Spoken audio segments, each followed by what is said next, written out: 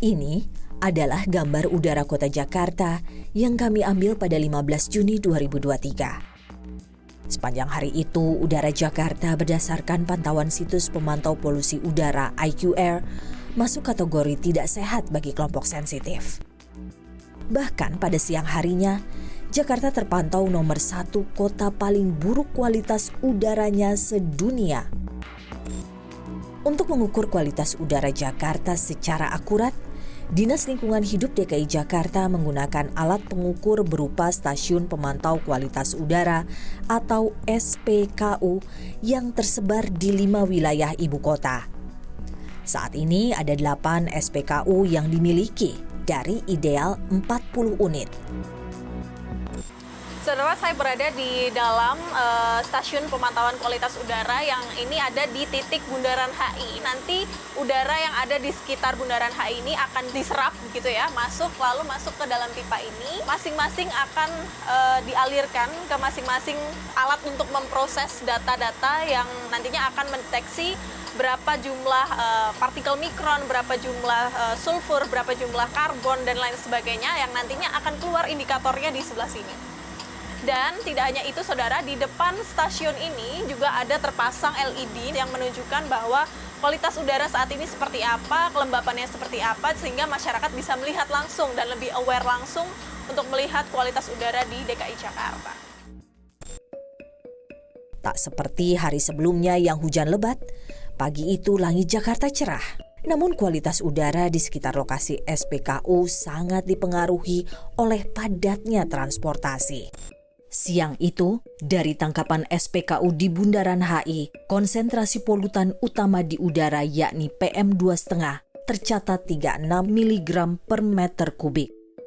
PM2,5 mengacu pada partikel di udara yang berukuran sangat kecil, sekitar 2,5 mikron, jauh lebih kecil dari diameter rambut manusia. Bentuk partikel ini berupa debu, jelaga, dan asap yang terdiri dari ratusan bahan kimia berbeda. Kategori PM setengahnya ada berapa Bu tadi Bu? 34 ya. 34, mana ini ya? 34 mg per meter kubik ya. Nah itu mikrogram ya. Nah itu kategorinya apa Bu? Nah inilah posisinya. Ini adalah di Jakarta Pusat. Nah ini adalah kondisi saat ini, jadi 76. Sedang ya? Iya. Sedang. Nah inilah yang tidak sehat di Jakarta Timur. Untuk saat ini ya Bu ya? Untuk saat ini yang dihitung 24-nya jam 8. Nanti jam 9 dia berubah lagi. Menurut catatan IQAir, dalam kurun 2022, rata-rata konsentrasi PM2,5 di Jakarta mencapai 36,2 mikrogram per meter kubik. Angka ini 7 kali lebih tinggi dari ambang batas aman yang ditetapkan Badan Kesehatan Dunia. Pusat Riset Lingkungan dan Teknologi Bersih Badan Riset dan Inovasi Nasional juga punya alat pemantau kualitas udara yang terpasang di kawasan Puspiptek Serpong. Alat ini gunanya seperti apa, khususnya untuk pemantauan udara, cara kerjanya seperti apa? Ya, jadi ini instrumen AXA. Instrumen ini untuk mengukur partikulat matter. Salah satunya adalah PM2,5 dan PM10. Untuk berarti cara kerjanya nanti udara masuk ke ini ya? Iya, betul. Ini terus turun ke pipa, terus langsung masuk ke detektor ini ya? Sebenarnya kan PM2,5 itu kan dibawa ke lab untuk dianalisis lebih lanjut ya. Cuma karena ini real time monitoring, jadi kita menggunakan ini sebagai reagen sehingga metode yang digunakan itu sama dengan metode yang digunakan untuk analisis di laboratorium. Oh gitu, jadi ibarat kata ini laboratorium ini ada di sini gitu ya? Iya, betul.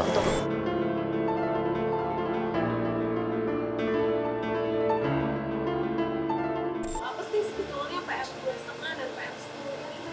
PM2,5, PM10 itu sebetulnya kalau kita orang melihat tuh partikel PM itu kan partikulat matter ya. Jadi itu ini debu sebetulnya, partikulat debu, tapi yang ukurannya sangat kecil, ya meter kecil sekali. Jadi memang kalau dilihat mata tuh satu biji nggak kelihatan, tapi memang kalau banyak di udara kadang kelihatan seperti debu atau kayak kabut ya. Kalau apalagi kalau campur udara air gitu kadang membentuk kabut seperti itu. Itu sebetulnya dia campuran ya. Jadi dari polutan-polutan itu ada COX, NOx, ada juga logam mengkat CA, kalsium, sodium, kemudian logam-logam juga tercampur ya, nikel, zinc.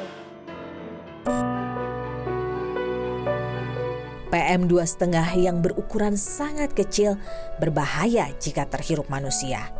Partikel tersebut dapat masuk ke paru-paru dan ikut sistem peredaran darah.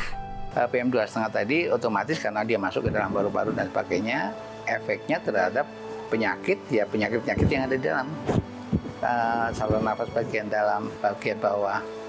Jadi kayak gangguan fungsi paru, terus kemudian kita sebutnya ada PPOK ya, yang kronis ya, biasanya yang kronis yang terjadi, yang bahaya itu ya. Ada pneumonia, kalau di anak bayi dia pembunuh nomor 1 ya, kelama-kelamaan bisa menyebabkan kanker paru, terus gangguan jantung ya, sampai kemudian ada tekanan darah tinggi, stroke dan sebagainya. Pada 2010, Budi menghitung biaya pengobatan warga Jakarta akibat penyakit yang berhubungan dengan polusi udara. Perhitungannya mencapai 700 miliar hingga 38,5 triliun rupiah. Dari sisi yang efek kesehatannya, kita menemukan bahwa 58%, ya sekitar 58% dari seluruh penyakit di rumah sakit tersebut itu terkait dengan polusi udara.